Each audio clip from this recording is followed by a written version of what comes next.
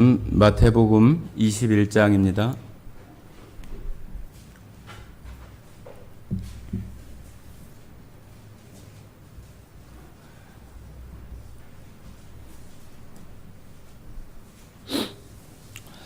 마태복음 21장 18절부터 22절까지 말씀을 같이 읽어보도록 하겠습니다. 18절부터 22절까지 읽겠습니다. 이른 아침에 성으로 들어오실 때에 시장하신지라 길가에서 한 무화과 나무를 보시고 그리로 가사 잎사귀밖에 아무것도 찾지 못하시고 나무에게 이르시되 이제부터 영원토록 네가 열매를 맺지 못하리라 하시니 무화과 나무가 곧 마른지라.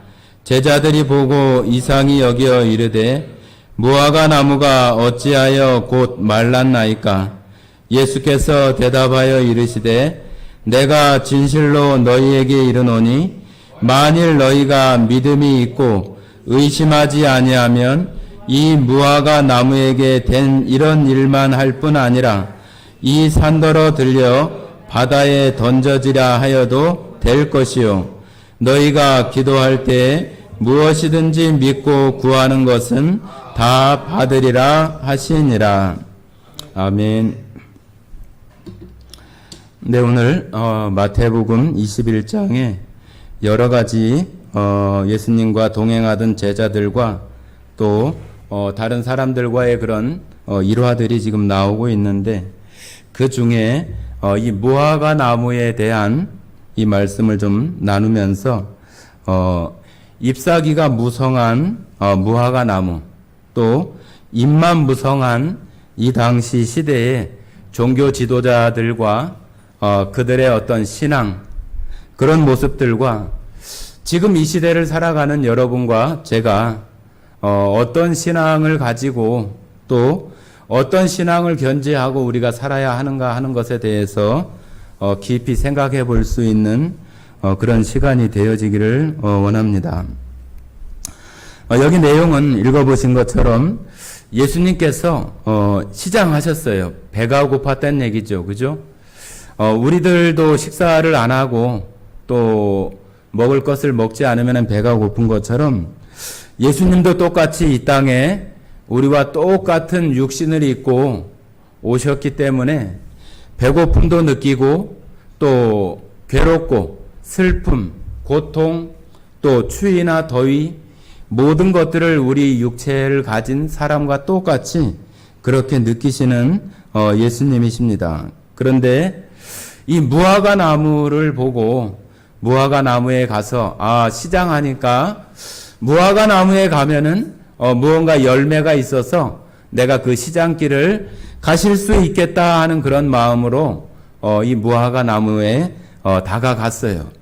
그런데 무화과 나무가 멀리서 봤을 때는 잎이 많아서 열매가 있을 것으로 생각하고 갔는데 가서 보니까 열매가 아무것도 없는 거예요. 그러니까 예수님께서 갑자기 이 무화과 나무를 어찌 보면은 저주를 하시는 거예요. 네가 이후로는 열매를 영원히 맺지 못할 것이다 하고 이렇게 얘기하면서 저주를 했더니 그 무화과 나무가 말라버렸다고 이렇게 말하고 있어요. 여러분, 여기 이 예수님께서 예수님은 사랑을 말씀하시고 또 병자들을 고치시고 또 죽은 사람을 살리시고 그런 일들을 행하시는 생명의 예수님이신데 왜 이 무화과 나무가 열매를 내지 않는다고 해서 그 무화과 나무를 저주하고 말라 죽게 했을까? 예수님이 그 하시는 그런 일들과는 조금 다른 그런 모습이 있지 않나요? 예수님이 왜 배고파서 짜증이 나셨나? 기분이 나쁘셨는가?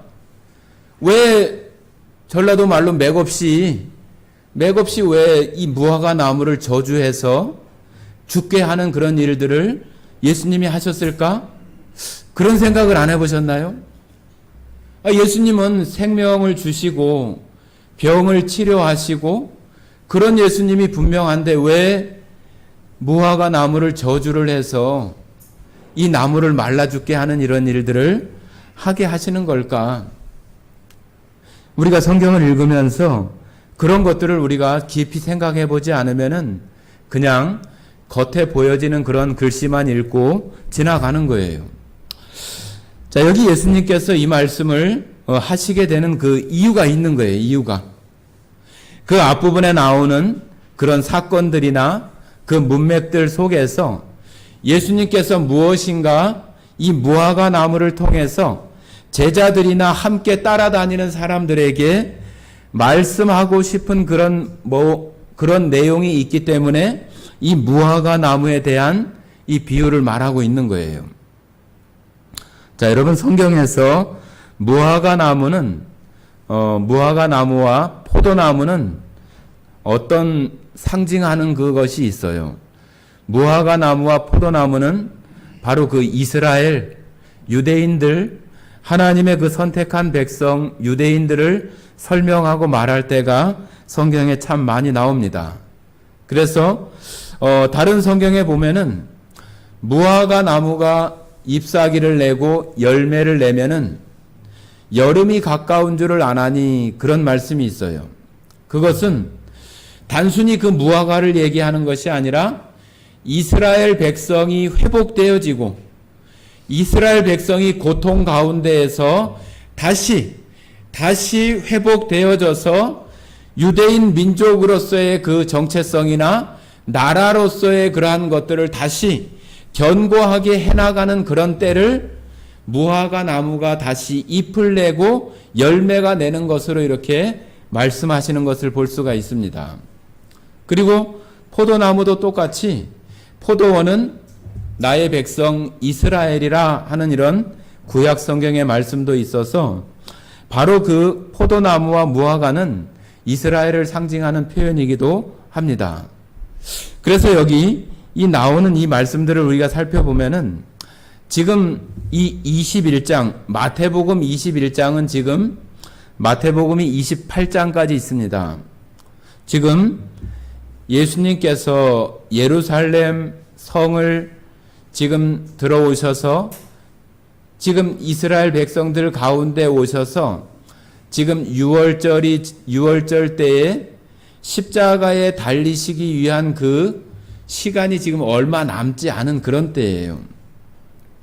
그러니까 6월절은 우리나라 이런 그 달력으로 하면은 3, 4월에 해당하는데 원래 그 무화과는 7, 8월이 돼야 이거요. 그러니까 예수님께서 지금 무화과 나무를 보고 무화과 열매를 따러 가는 그것은 맞지 않아요. 열매가 지금 달리거나 익을 시기가 아닌 거예요. 아니에요. 여러분들 우리나라에서도 무화과 나무 보면은 8월 달 돼야 익어요. 그래서 지금 그런 시기도 아닌데 예수님께서 그 시장하시다고 하는 그런 가운데에 무화과 나무에 다가가서 열매를 얻지 못한 것을 보고 이것을 저주하셨다고 하는 것을 우리가 생각하면서 좀 한번 살펴보도록 하겠습니다. 그 앞부분에 보면은 12절부터 17절까지 내용이 뭐냐 하면은 예수님께서 그 예루살렘 성전에 들어가셔서 돈 바꾸는 사람의 상을 뒤엎고 또 채찍을 만들어서 그들을 다 내어 쫓는 그런 말씀이 지금 12절부터 17절까지 나오는데 거기 한번 한 말씀 한번 읽어보도록 하겠습니다. 13절 한번 12절 13절만 한번 읽어보겠습니다. 12절 13절 같이 읽겠습니다. 예수께서 성전에 들어가사 성전 안에서 매매하는 모든 사람들을 내쫓으시며 돈 바꾸는 사람들의 상과 비둘기 파는 사람들의 의자를 둘러 엎으시고 그들에게 이르시되 기록된 바 내 집은 기도하는 집이라 일컬음을 받으리라 하였거늘 너희는 강도의 소굴을 만드는도다 하시니라. 자, 예수님이 여기 굉장히 화가 나셔서 성전 안에서 매매하는 사람들, 그런 사람들을 내어 쫓고 돈 바꾸는 사람들의 상을 엎으시고 비둘기 파는 사람들의 의자를 둘러 엎으셨다고 이렇게 말씀하시고 있는데, 이들이 성전 안에서, 성전이라고 하면은 하나님 앞에 이스라엘 백성들이 예배하고 제사 드리는 장소가 바로 성전인데, 그 안에서 이제 정말로 어떤 시장이나 물건을 파는 그런 모습처럼 성전으로서의 어떤 그런 기능이 아니라 그 안에서 장사하고 돈 바꾸고 재물을 팔고 그런 일들이 이렇게 벌어지고 있는 거예요. 지금 이 성전에서 하나님 앞에 제사하고 예배하는 일은 이스라엘 백성들이 광야에서 모세를 통해서 성막을 짓고 난 이후부터 지금 여기 마태복음 21장에 나오는 이 시대까지 계속해서 이어져 왔던 그런 일들이에요. 그러니까 이들이 그 제사를 지내는 그런 가운데 제물도 필요하고, 또 성전에 들어갈 때는 성전세가 있어서 세겔로 바꾸어서 성전세를 내야 되는데, 사람들이 멀리 떨어져서 다른 나라에 있으면은, 지금도 우리가 살아가는 이 시대에도 우리는 몇 원 그렇게 쓰지만은 미국은 달러를 쓰고, 저 유럽은 유로화를 쓰고, 또 일본은 엔화를 쓰고, 여러 가지 그 돈의 어떤 그 단위나 그런 것이 다 달라요. 그러다 보니까 멀리 떨어져서 다른 나라에 살던 그 유대인들은 성전에 3번씩은 꼭 하나님 앞에 나와서 제사하라고 하는 그런 율법에 따라서 그들이 이 성전에 찾아와서 제사를 드리게 되는데, 멀리서 그 제물을 가져올 수 없으니까 여기 성전에 와서 그 제물을 사거나, 또 자기들이 성전세를 내기 위해서 자기들이 쓰는 그 나라에서 쓰던 그 돈을 여기에 와서 환전을 해가지고 그 세겔로 바꾸어서 성전세를 내고 해야 되기 때문에 그 안에 이와 같은 모습들이 펼쳐져 있는 거예요. 그러니까 이런 일들이 너무 오랫동안 이어져 오면서 여기에 장사하고 환전해주고 재물을 파는 그런 사람들이 다 누가 하냐 하면은 제사장들이나 그 사람들과 연관된 사람들이 서로 이렇게 결탁해가지고 자기들의 이익을 그 성전 안에서 장사하고 그러는 것으로 자기들의 어떤 삶을 유지해 나가는 그런 모습들이 지금 여기 마태복음 21장에 나오는 이런 시대에 아주 팽배해 있던 거예요.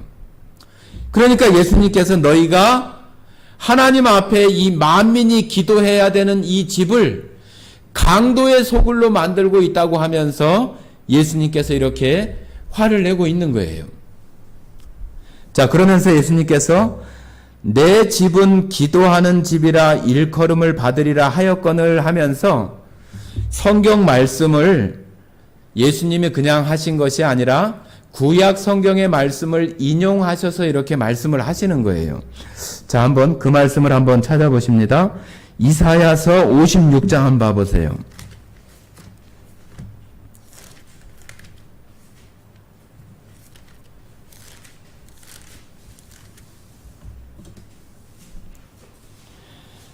이사야 56장 7절 말씀 한번 보시겠습니다. 7절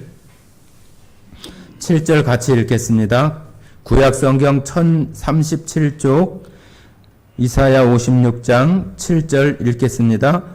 내가 곧 그들을 나의 성산으로 인도하여 기도하는 내 집에서 그들을 기쁘게 할 것이며 그들의 번제와 희생을 나의 제단에서 기꺼이 받게 되리니 이는 내 집은 만민이 기도하는 집이라 일컬음이 될 것임이라. 자, 여기 구약성경이 이렇게 나오잖아요.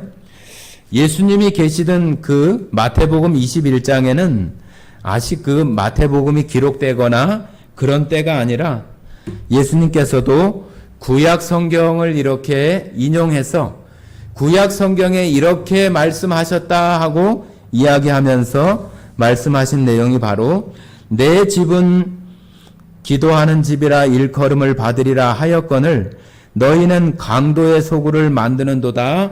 그렇게 예수님이 말씀하신 거예요.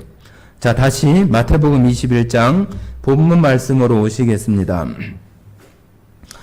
자, 여기 유대인들이 오랜 시간 성전에서 이와 같은 일이 행해지면서 이제는 하나님 앞에 제사하거나 예배하는 그런 것이 주된 목적이 아니라 자기들이 장사하고 돈 바꾸고 그러면서 자기들의 이익을 채우고 자기들의 유익을 채우는 것을 하나님 앞에 제사하는 것을 이용해서 자기들이 먹고 사는 어떤 방편을 삼고 돈 없는 사람들의 돈을 착취하고, 왜 그러냐 하면은 이 돈이 어떤 환전이 될 때 그것을 어떤 국제적으로 정해놓은 지금과 같은 그런 게 있는 게 아니라, 그런 환율이 있는 게 아니라 그냥 그 사람들이 매기는 값이 그냥 그거예요.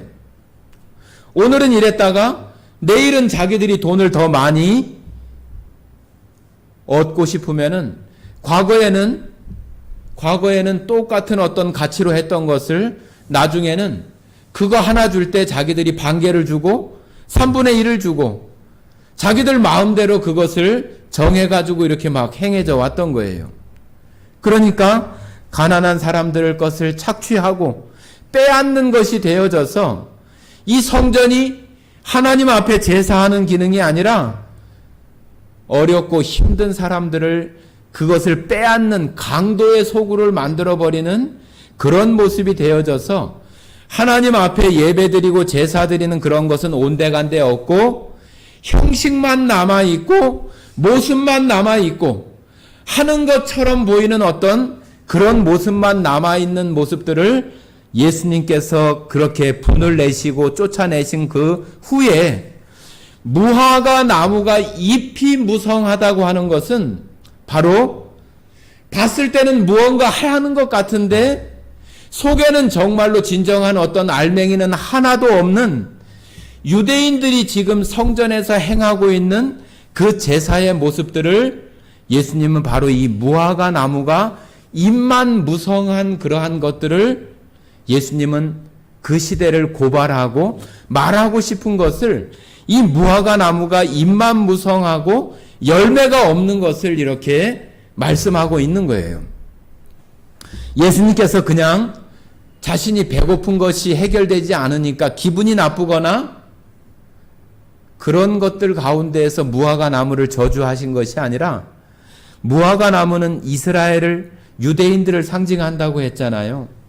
그들이 종교적인 형식이나 행위는 있는데 실제로 하나님 앞에 드려지고 예배하는 것들은 전혀 나타나지 않는 그런 모습들을 예수님께서는 이 잎만 무성한 이 무화과 나무를 통해서 말씀하고 있는 거예요. 여러분, 이 무화과 나무가 이런 것처럼 그 시대 이후에 구약 성경 가운데 나오는 많은 사람들의 모습들 속에서도 이런 모습들이 너무 많이 있었어요. 여러분 잘 아시는 구약 성경에 대표적으로 왕들 가운데 나오는 사람, 사울이라고 하는 사람과 다윗이라고 하는 사람은 아주 대조적인 사람이에요. 사울이 왕이 될 때는 그가 아주 준수하고 아주 그 유대인 가운데에도 아주 좋은 지파 가운데의 자손으로서 다른 사람들보다 키가 다른 사람들보다 더 어깨 위에 머리가 더 하나 있을 만큼 굉장히 키도 크고 아주 잘생기고 준수한 사람이라고 이렇게 왕으로서의 어떤 그런 모습들을 가지고 있는 사람이 바로 이 사울이라고 하는 왕이었어요. 그거에 비해 이 다윗은 이새의 그 아들 중에서 8번째 아들인데 사무엘이 이 사울이 하나님 앞에 범죄한 이후에 하나님께서 다른 사람을 기름 부어서 왕을 삼으라고 했을 때 하나님께서 그 이새의 자손에게 가라고 했을 때 이새의 자손 중에서 원래 형제가 8명인데 7명만 이렇게 와요. 다윗은 말째 아들인데 거기에 참여하지도 못하고 저 들에서 양을 먹이고 그러느냐고 거기에 참여하지도 못해요. 그러니까 사무엘이 가만히 있다가 7명까지 이렇게 다 보이는데 하나님께서 여기 있는 7명 다 아니다. 그러니까 사무엘이 그러면 너에게 속한 아들이 이밖에 없느냐고 이렇게 물어봐요. 그러니까 하나가 더 있는데 지금 저 들에서 지금 양을 치고 있다고 얘기를 해요. 그러니까 사무엘이 그를 빨리 불러오라. 그를 빨리 불러오라고 얘기해서 그가 다윗이 오고 또 사무엘이 그에게 기름 부어서 왕이 되게 하는 그런 모습이 나타나요. 이 사울 왕과 다윗 왕은 너무 이렇게 대조적이고 이 사울은 굉장히 외형적으로 사람들에게 드러나고 또 자기가 칭찬받고 자기가 높아지는 것을 굉장히 좋아하고 또 살아가면서도 자기가 해야 될 일이 아닌데도 불구하고 자기가 그 일을 그냥 해버리는 그런 일들이 많아요. 블레셋과의 그 전쟁에서 블레셋과의 전쟁이 있을 때 이 사울이 그 적진을 이렇게 앞에 두고 바라보니까 이거 자기들이 보기에는 이 전쟁에서 질 것 같은 거예요. 그래서 사무엘이 빨리 와서 하나님 앞에 기도하고 제사를 드려서 하나님으로 말미암아 전쟁을 우리가 이겨야 될 것인데 사무엘은 오지도 않고 그러니까 이 사울 왕이라고 하는 이 왕이 이 제사 드리는 이것은 제사장 바로 그 사무엘이 해야 될 일인데 자기가 그 하지 못할 분수에 지나는 그 제사를 자기가 그냥 드려버려요. 사무엘이 오기를 기다리지 못하고 자기가 그냥 그 제사를 드려버리는 거예요. 그러니까 나중에 사무엘이 와서 이 사울 왕에게 왕은 지금 해서는 안 될 하지 못할 일을 했다고 하면서 하나님의 그 영이 당신에게서 떠나게 될 것이라고 이렇게 그 사울 왕에 대해서 얘기를 해요. 그리고 이 사울은 자기가 좋아지고 자기에게 유익하고 이로운 일이 되면은 무엇이든지 다 하는 거예요. 그러면서 엔돌의 그 신접한 여인을 찾아가서 사무엘이 죽고 난 이후에 사무엘을 다시 불러가지고 자기에게 좋은 쪽으로 될 수 있는 것들을 해달라고 그 신접한 여인을 찾아가서 자기가 그 왕을 계속해서 유지하고 할 수 있는 부분들을 하도록 그렇게 요청을 해요. 그러다가 이 사울 왕은 계속해서 기름 부음을 받은 이 다윗이라고 하는 이 사람을 저 다윗을 죽여야 내가 이 왕으로서의 어떤 그 모습을 계속 유지할 수 있다고 하는 그런 마음으로 그 다윗 왕을 죽이기 위해서 온갖 군대를 다 동원하고 그를 광야까지 쫓아가서 그를 죽이려고 해요. 이 사울 왕은 바로 하나님 앞에 그런 왕으로 세움을 받았지만 하나님 마음 가운데 합한 모습으로 살아가는 게 아니라 하나님이 자기의 왕위를 유지하고 자기의 명예를 지키고 자기를 높여주는 그런 것을 하나님을 그냥 어찌 보면은 이용하고 하나님을 자기의 어떤 유익을 구하는 데에 사용하는 그런 왕으로 나오는 사람이 바로 사울 왕이에요. 그런데 다윗은 그것에 비해 다윗을 얘기할 때 항상 사람은 외모를 보거니와 나 여호와는 중심을 본다고 얘기를 하면서 항상 그 다윗의 중심 가운데 있는 하나님을 향하는 그런 마음을 항상 그 다윗에게 말씀을 하세요. 그래서 다윗은 항상 무엇인가를 할 때마다 하나님 이렇게 할까요? 저렇게 하면 할까요? 하나님 어떻게 하면 좋을까요? 항상 그것을 묻고 하나님 말씀하시는 대로 그와 같이 하는 거예요. 사울 왕이 자기를 계속해서 죽이려고 쫓아와서 다윗 왕 마음 가운데 어떤 마음이 들겠어요? 나를 너무나 이렇게 못살게 굴고 나를 죽이려고 하고 생명의 위협을 하니까 기회만 되면은 저 사울을 죽일까? 우리가 생각할 땐 그런 마음이 들 수도 있잖아요. 그런데 다윗은 사울 왕을 죽일 수 있는 기회가 2번이나 있었지만은 그 사울 왕을 죽이지 않고 그의 옷깃만 잘라서 그렇게 가져와요. 그러면서 사울 왕은 또 그렇게 얘기를 합니다. 너는 나를 죽일 수 있는 기회가 있었는데 왜 나를 죽이지 않았냐고 이렇게 얘기할 때 다윗은 뭐라고 얘기를 하냐면은 하나님께서 기름 부음 받은 자를 죽이는 것은 하나님 앞에 합당하지 않기 때문에 그렇게 하지 않았다고 이렇게 말을 해요. 다윗은 그러니까 자기 마음 가운데 분노가 있고 화가 나고 자기를 죽이려고 하는 그런 사람이 바로 앞에 이렇게 있어서 마음만 먹으면 얼마든지 할 수 있었지만은 하나님께서 기름 부음 받은 자를 해야 하는 것은 하나님 앞에 합당하지 않다고 하는 것을 그 마음 가운데 생각하면서 그렇게 하지 않은 거예요. 이 다윗 왕은 항상 그런 가운데 살아가면서 물론 죄 가운데 있을 때도 있었지만은 그런 죄들을 선지자나 그 주변에 있는 누군가가 알게 하면은 그것을 바로 돌이켜서 하나님 앞에 다시 회개하고 하나님 앞에 용서를 구하는 모습으로 항상 나왔던 사람이 바로 다윗 왕이에요. 다윗 왕. 그러니까 이 사울 왕과 다윗 왕을 이렇게 살펴보면은 사울은 어찌 보면은 하나님 앞에 기름 부음을 받은 자이기는 하지만 유대인 이스라엘 백성들처럼 입만 무성한 거예요. 입만 무성하고 하나님을 진정으로 섬기거나 하나님을 예배하는 그런 마음들은 그 안에 찾아볼 수 없는 거예요.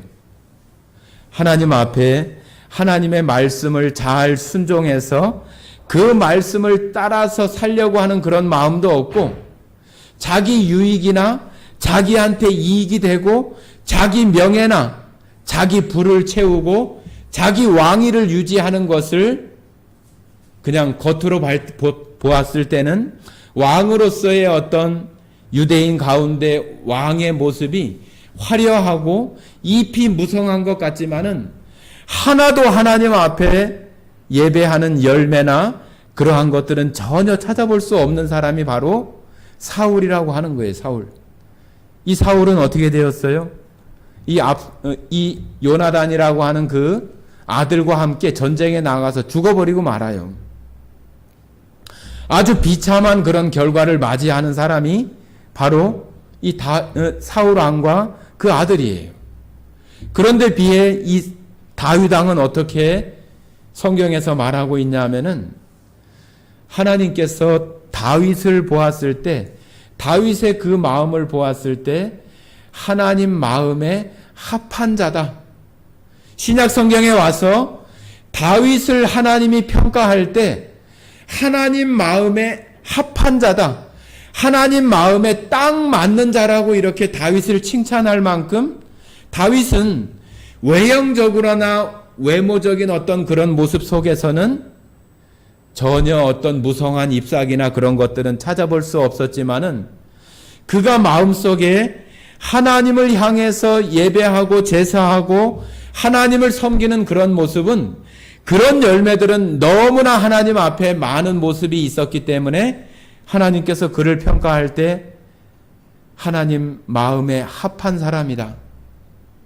여러분은 이 두 사람 또 구약 성경 가운데 나왔던 이 두 사람과 예수님과 함께 있었던 그 유대인들이 하나님 예수님 앞에 책망받았던 입만 무성한 그런 그 이스라엘 백성들의 그런 모습을 보면서 여러분 자신들을 한번 비추어 보세요. 이 유대인들도 하나님 앞에 율법으로는 얼마나 큰 열심이 있어요. 다른 사람들이 둘째 가라면 서러울 만큼 율법을 철저하게 지키고 그랬던 사람들이 유대인들인데도 불구하고 그런 습성들이 오랜 기간 이렇게 지나면서 예배의 참 모습은 다 어디 가고 다 그 예배하는 그 성전이 장사하는 대로 바뀌고 연약한 사람들의 것을 착취하고 빼앗고 강도의 짓을 하는 그런 소굴이 되어버린 그런 모습이 되어진 것처럼 여러분과 제가 이 시대에 지금 살아가면서 나는 그리스도인이야, 나는 예수님을 섬기는 사람이야, 나는 하나님을 예배하는 사람이야, 그렇게 여러분들 마음으로 생각하면서 지금까지 언제 예수님을 만났든지 지금까지 살아오시는데 하나님 보시기에 정말로 다윗처럼 내 마음에 합한 사람이라고 그렇게 여러분들을 평가할 수 있을 만큼 여러분들의 신앙의 모습이 지금 과연 우리의 모습이 어떠한가 하는 것을 우리가 우리 자신들을 살펴야 한다고 하는 거예요. 여러분 우리가 예수님을 만나고 나면은 우리의 생활이 천국에서의 어떤 화려하고 좋은 생활로 우리 삶 가운데 이어지는 게 아니에요. 여러분, 이스라엘 백성들이 애굽에서 종살이하고 노예 생활을 하는 그 속에서 홍해를 건너면서 구원을 받았어요. 구원을 받고 나왔을 때 그들 앞에 놓여 있는 그 환경은 뭐였어요? 그 환경이 어떠했어요? 아주 천국같이 좋은 환경이었어요? 아니에요. 광야예요, 광야. 여러분, 우리는 광야가 어떤 건지 잘 몰라요. 그냥 산에 나무가 좀 없고 그런 것이 광야인가?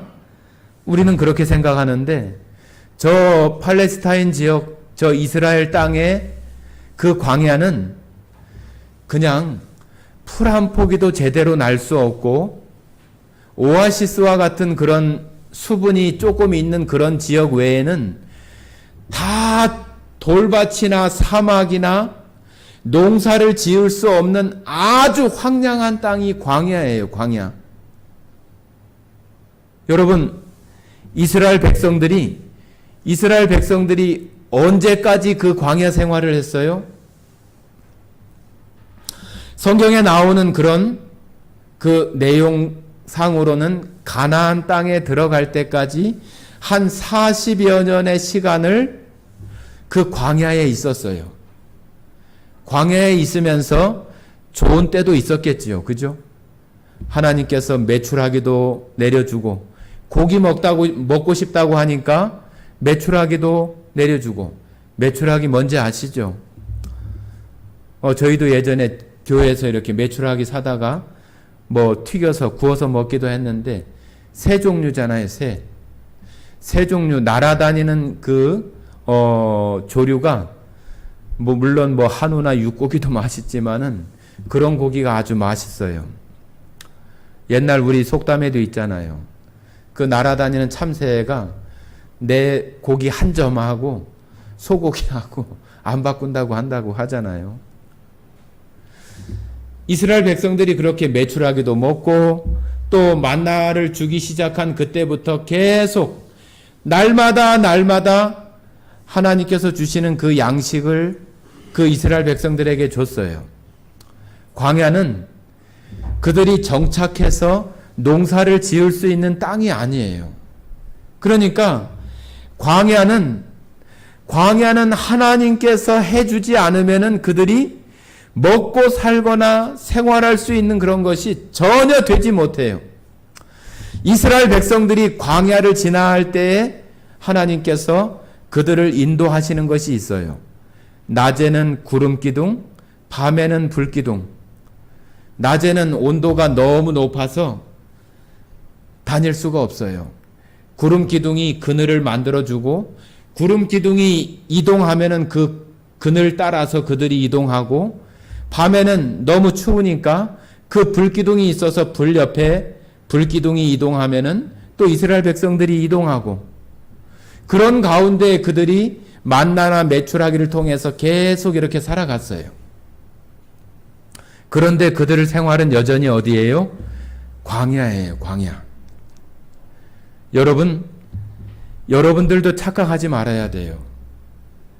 여러분들이 예수님을 만나고 예수님의 그 십자가 사랑으로 여러분이 구원받고 이렇게 살아가면서 어느 날, 정말로 내가 이제는 정말로 나의 삶이 천국과 같고 앞길이 쫙 열린 것 같은 그런 생각을 하고 우리가 구원받은 이후의 삶을 시작할 수 있는데, 여러분이 살아가는 이 육체의 생명이 다할 때까지 우리는 계속 광야에 있어요.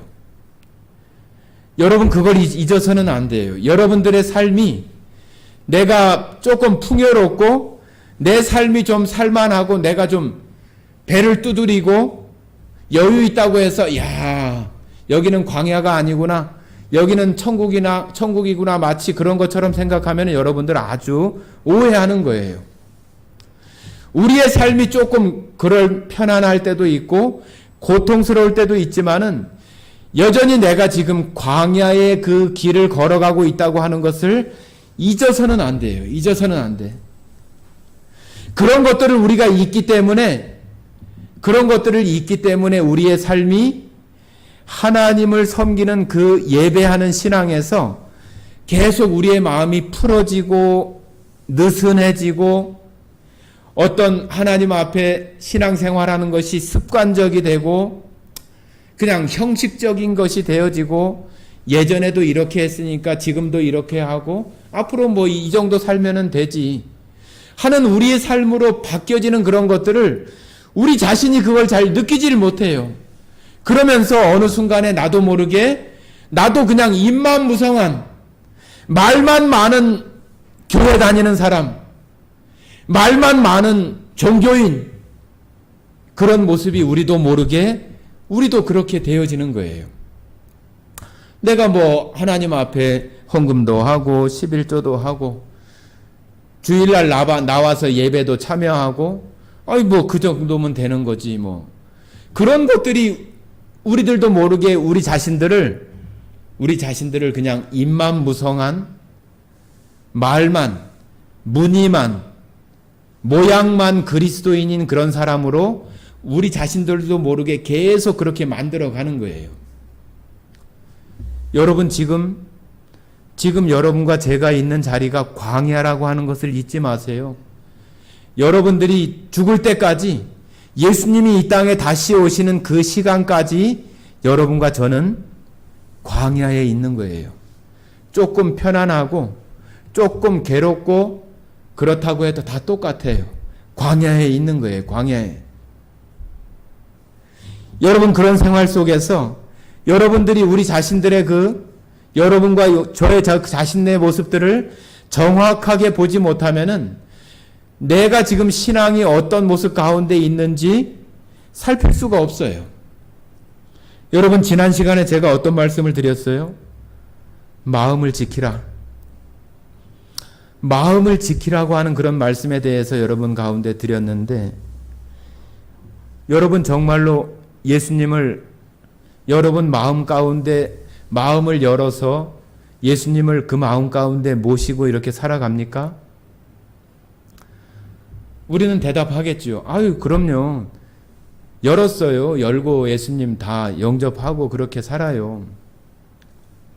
그런데 예수님을 그냥 모시고만 살아가고, 어떤 사람은 예수님을 그냥 그냥 그 골방 가운데 그냥 가둬놓고, 어떤 사람은 예수님을 그냥 이렇게 자기 삶에 이렇게 그냥 데리고 다니고, 사람들 요즘 강아지 데리고 강아지 끌고 다니는 것처럼 예수님을 그렇게 그냥 데리고 다녀요.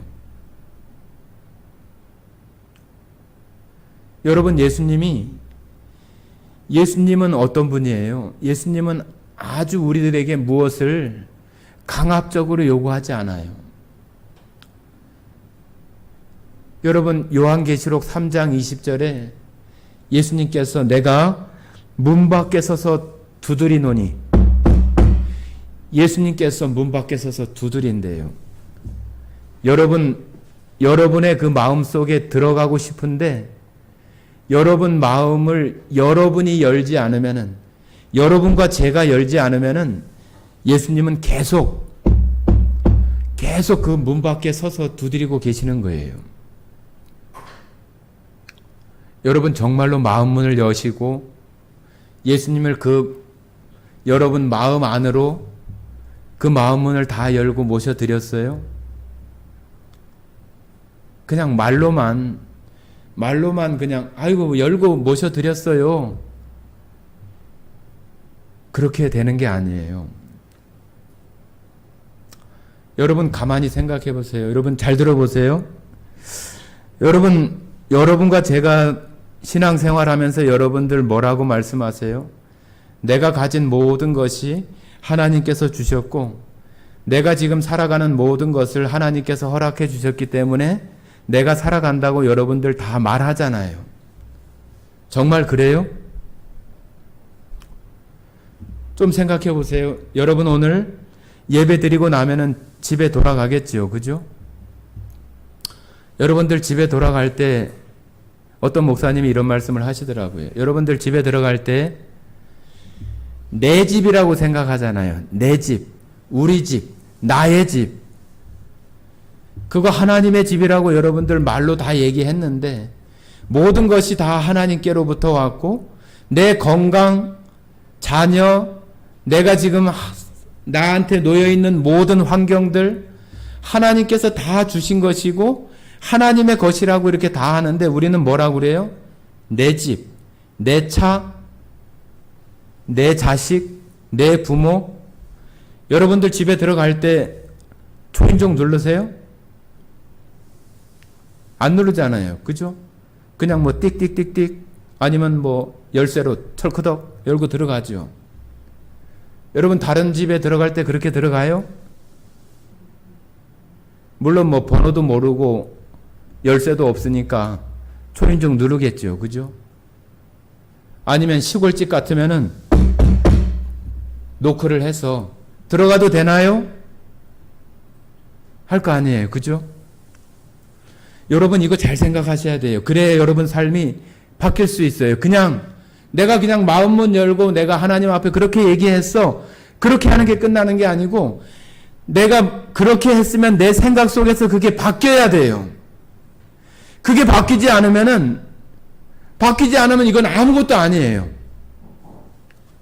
하나님께서 내가 그렇게 얘기를 했으면은 집에 들어갔어요. 여러분들 냉장고 문 그냥 아무렇게나 막 열어요? 남의 집에 가서? 왜 안 열어요? 실례잖아요. 물어봐야죠. 그죠? 냉장고 문 열어봐도 돼요? 선풍기 켜도 돼요? 에어컨 켜도 되나요? 여러분 집에 가서 그런 거 물어봤어요?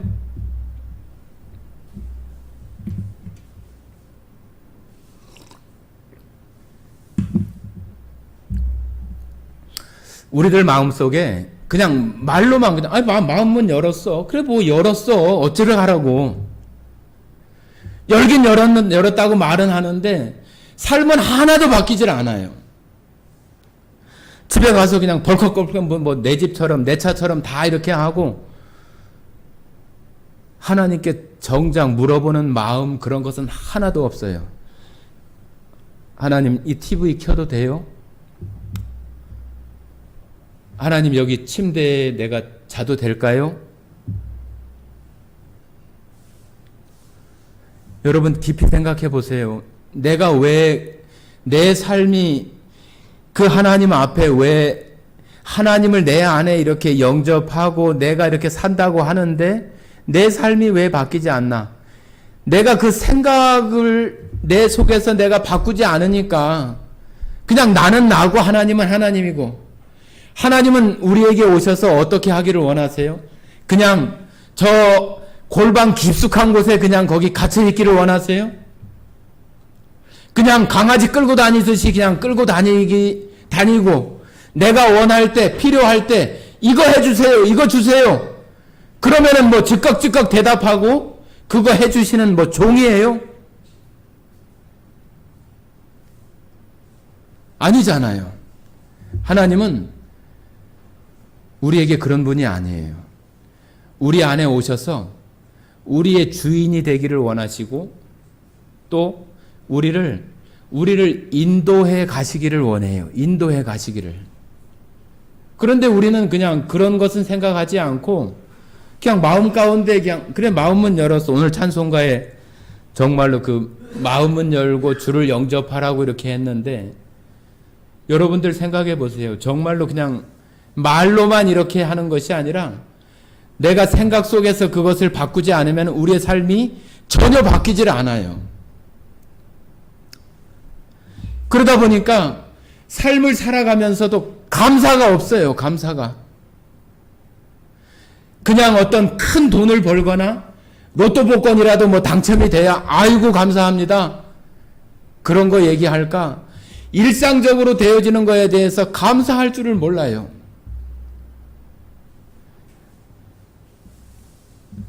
여러분 집에 가서 집이 크든지 작든지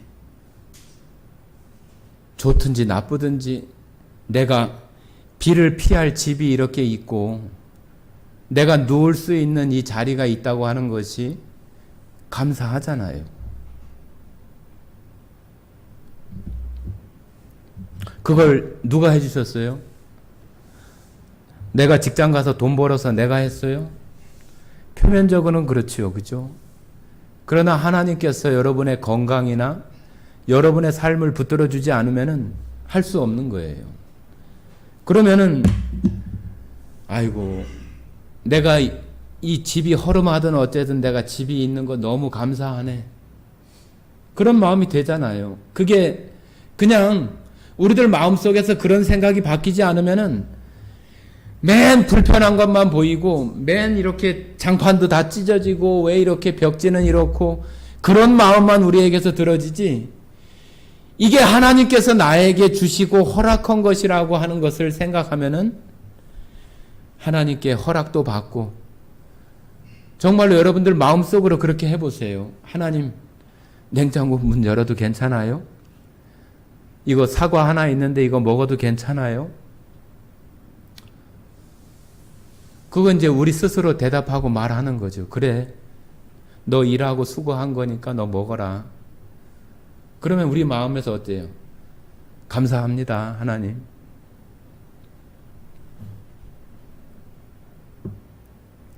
우리 마음속에서 감사를 하지 못하는 이유가 다 그런 것들이에요. 그냥 다 우리는 신앙을 하면서 그 예수님을 우리 안에 이렇게 모시고 산다고 하면서도 우리의 삶은 늘 바뀌질 않아요. 늘 바뀌질 않아. 금방 어떤 일이 닥치면은 막 뭔가 무너질 것 같고 뭔 큰 일이 생길 것 같고 그러니까 그냥 나도 모르게 그냥 어떤 육신적인 생각이나 그런 것에 매몰이 되어져서 뭐가 맞는 건지 뭐가 옳은 건지 분간할 겨를도 없고 그런 모습으로 살아갈 때가 참 많아요.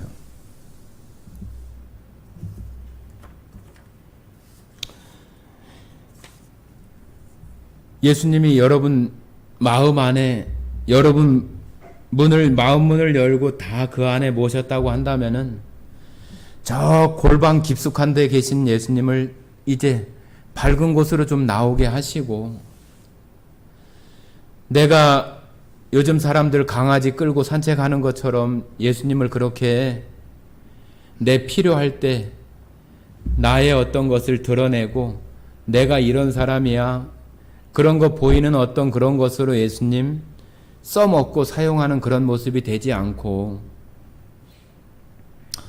예수님을 정말로 나의 주인으로 이렇게 모시고 살아야 그래야 그 예수님이 우리를 인도해 가면은 우리가 그것을 따라갈 수 있는 사람이 되지.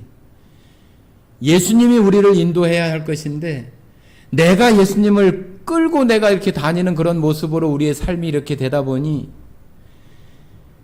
내가 신앙생활은 한다고 하고 믿음 생활은 하는 것 같은데 열매는 하나도 없어요. 그 열매라고 하는 것이 뭐 우리가 거창하게 복음을 전하고 내가 교회에서 무슨 봉사를 하고 선한 행동을 하고 그런 거 말고 내가 삶에서 하나님 앞에 조그만 것에 그 감사할 줄도 모르는 그런 아주 강팍한 그런 마음 가운데 우리 삶이 되니 신앙생활의 모습은 있는데 우리 삶을 통해서 그런 열매는 하나도 나타나지 않아요. 여러분, 우리의 그런 마음이 바뀌기 위해서는 우리 생각의 전환이 필요해요. 정말로 그런 거 한번 해보세요. 여러분들 오늘 집에 가서 마음속으로 냉장고 문 열면서 하나님 이거 열어도 돼요? 오늘 참 더운데 에어컨 켜도 돼요? 선풍기 켜도 돼요? TV 켜도 돼요? 오늘 저녁 때 주무실 때 여기 자도 괜찮아요? 우리의 삶이 그런 부분부터 우리가 바뀌어져야 그것이 좀 확대되어져서 우리의 생활도 예수님 인도하심에 따라서 우리의 삶이 되어질 수 있지. 우리는 그냥 말로만 마음만 열고 예수님 모시고 사는데 우리의 삶은 그냥 입만 무성한 그런 모습으로 우리가 살고 있다면은 이 뭐가 잘못된 거잖아요. 여기 지금 마태복음 21장에 나오는 이 유대인들과 뭐가 달라요? 그냥 일요일 됐으니까 교회 가고 뭐 월급 받았으니까 뭐 헌금하고 그런 형식적이고 보여지고 그런 것이 아니라 여러분들이 혼자 각각 생활하면서 여러분 속에서 여러분이 정말로 무화과 나무라고 한다면은 그 안에 맺혀지는 정말로 잘 익은 열매, 그 감사 열매 하나라도 여러분들 가운데 맺혀지면은 그 예수님 얼마나 기뻐하시겠어요.